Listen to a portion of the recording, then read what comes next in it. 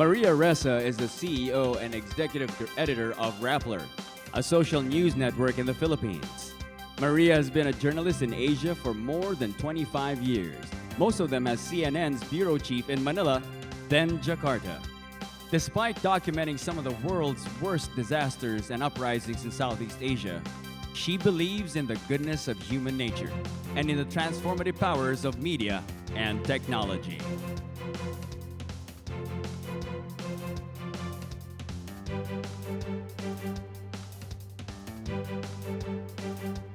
Ladies and gentlemen, the CEO and executive editor of Rappler, Maria Ressa.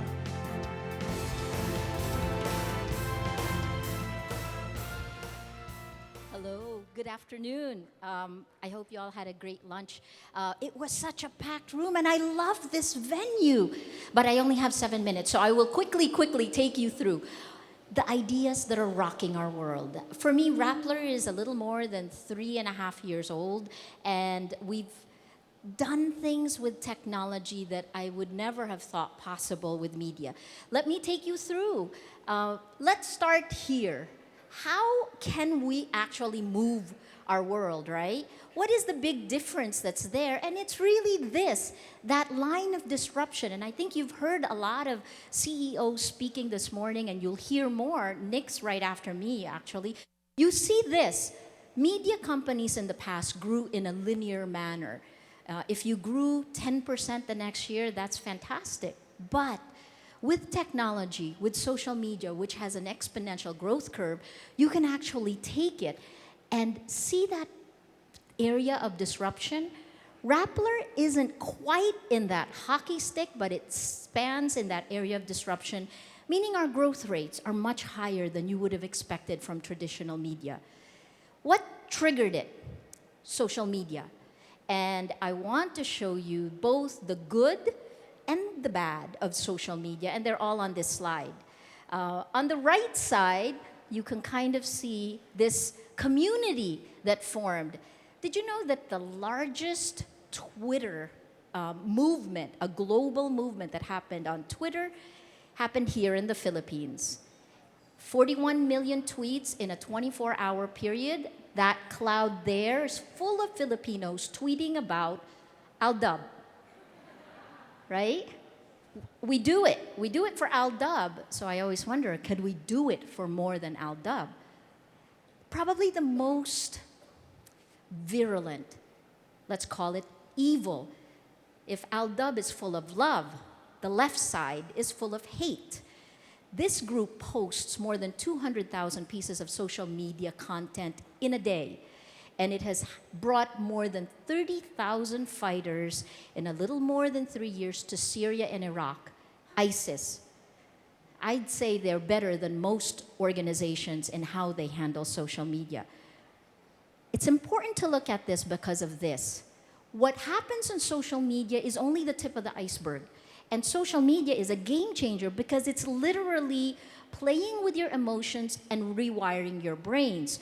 So if you look, this is how we look at it, and really the secret to Rappler's success, and I think the secret of your company's push into this new digital age. If you think about it like this, that social networks are your physical family and friends. We know this, right? We talk to our family and friends. We trust our family and friends. But social media are your family and friends without boundaries of time and space. It's your family and friends on steroids. And that's what this shows. So this is the way I see the world. The top, the post, the tweet, is only the tip of the iceberg. Every post you push out carries an emotion. And you know, the Gallup 2013 poll said that the Philippines is the most emotional country in the world. Singapore is the least emotional. So here in Southeast Asia, right? So it carries an emotion. That emotion travels over the social network, your social media networks. And because that travels and affects each one of the people who sees it, you can change behavior. We can see this. Look at Aldab. and look at ISIS. It is so potent with ISIS that it convinces 15 and 16-year-old British girls to leave their family, to leave their homes, and go to Syria to fight a jihad. How is that possible, right? So this is the way we see the world. This is Rappler. Rappler is still, our core is journalism, the discipline of traditional professional journalism. But we tied it with technology. That technology is the one that will give you that hockey stick growth, the potential to reach far more people than you have. In fact, right now, we're live streaming on Facebook. We're alpha testing it. So, showing this on Facebook is amazing because now you have TV in your pocket, right? Technology does that. And then if you embrace the last part, your community, the crowd, the wisdom of the crowd. This is where Rappler sits, smack in the middle. We use social media, crowdsourcing, and then big data, the three tech developments that is changing information and the pace of change. Here's the other part. The pace of change has accelerated so fast. And you can see it, you can feel it, right? I normally say, actually, if you look at the S&P 500 companies, they've got to worry about it. Even if you're large, there is no armor against change. It's moving so fast that information, let's say before it used to travel over 85 years, the lifespan of a human being. Now it travels in the lifespan of a fruit fly. You know how long that is? 2 weeks. You've collapsed what we used to learn in 85 years into 2 weeks. That's the pace of change. That's the pace of information. I'm going to end with two things to show you. This is our foray, an APEC SME. Bravo to the SMEs because, as you must have heard from Doris, 90% of the country's economy from it. This is our foray in Indonesia. Little Rappler, after being less than 2 years old, moved into Jakarta, and that is the community that we got with one story, Tragedy Mina, the tragedy in Saudi Arabia during the Mecca, during the Hajj, right? And that you can see is our Indonesian community connected to the rest of the world. Here's the other part. When you connect people on social media, this is a tool that we built to monitor our communities. It's called Reach. But this can also show us how we can move society to act. And I'll show you an example of that. If you remember Mary Jane Veloso, a Filipina who was jailed and was sentenced to death in Indonesia, she was supposed to be executed on a Tuesday. Our story, because our reporter in Jakarta could speak both Bahasa Indonesia and Tagalog, she actually got great access to it and was able to do justice to Mary Jane's story because she had been shunted aside by the foreign networks, by the foreign media who focused on the Bali Nine, the Australians. When we told her story, people began to realize that she looked like she had been duped into carrying the drugs into Indonesia. And so you can see from March 31, when the hashtag was just introducing to you, hashtag Mary Jane, telling you her story, to hashtag Save Mary Jane on April 26, and then on April 26, that's a Saturday, right? So this shows you the inside, how we work. A 20-something, one of our 20-somethings in our civic engagement arm came to me on that Saturday night before the Tuesday execution and said, Change.org wants to work with us. Can we work to try to save this girl? I've been a journalist for 30 years, and I said, it's Saturday before she's supposed to be executed on Tuesday. No government will change its mind. That's the past.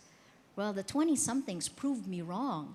And over the span of that Saturday night, going into Tuesday at 1 a.m., President Aquino, spurred by social media, spurred by the actions of people who were affected by what people were doing on social media, he picked up the phone, and here's a funny story. His phone, he was at an ASEAN meeting, and his phone wasn't working. So he asked people to give him a phone so he could call President Jokowi, right? The phone that he found that worked was an old phone, a Nokia phone that was a Hello Kitty pink phone. That's what he called President Jokowi on. And at 1 a.m., President Jokowi stayed the execution of Mary Jane Veloso. Hashtag Mary Jane lives. We continue that story, but here's where I want to show you how our communities in the Philippines and in Indonesia came together. That's the virtual world and how it impacted the real world. I always talk about it as, the movie Inception, Leonardo DiCaprio, that people went into the dream world to change reality. I think, and we've seen it, you can go into social media to change reality. Another instance, hashtag Million People March. One Facebook post, 7 days to get 100,000 people, Filipinos protesting against corruption in Luneta Park. So these are some of the things. I'll just end with this because I want you to hear Nix's story. Let's go to the tool Reach. And I'm going to see who among you are actually using the Twitter hashtag you're supposed to use. Because, mind you, ISIS is so good at hijacking hashtags. Let's go to Reach. Here we go. Click through. And let's type in the hashtag of this summit. Let's click the map. And then please type in hashtag APEC SME Summit 15. And what this tool will do is it will pull down the last 500 tweets and show you how you, if you're tweeting, are connected to everyone else. I call it God's eye view, right? You don't have to have security clearance to have a better understanding of how information flows through our world. There you go. Take a look.